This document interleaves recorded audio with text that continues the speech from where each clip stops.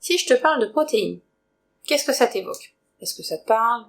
Est-ce que tu as entendu plein de choses sur le net, mais tu sais pas vraiment comment le trier? Eh bien écoute, aujourd'hui je te propose qu'on en discute, et de manière assez courte, rapide, mais au moins tu auras compris le truc sur l'histoire des protéines.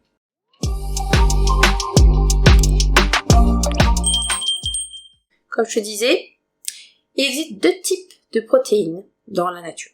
Les protéines d'origine animale, qu'on appellera PA ici, et les protéines d'origine végétale.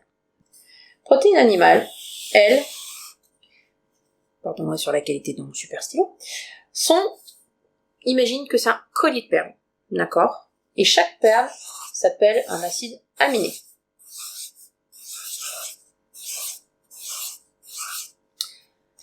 Ici, donc tu as ton collier de perles avec les acides aminés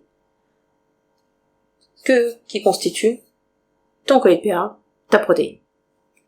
On aura la même chose ici pour ton collier de perles de protéines végétales, sauf que Dame Nature a décidé d'être un peu vicieuse et de nous faire en fait ce qu'on appelle des acides aminés limitants pour les protéines végétales.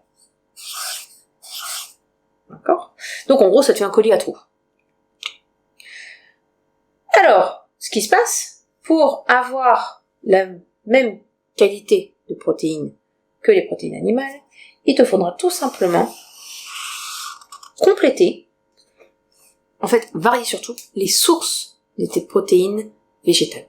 Tout simplement, par exemple, le collier de perles, des légumes secs, d'accord, ne sera pas le même que les protéines d'origine des céréales, par exemple. Donc, par exemple, ici, tu vois, là, on a ici et ici l'acide aminé limitant, et là, par exemple, tu vois, hop, je vais avoir ici l'acide aminé limitant.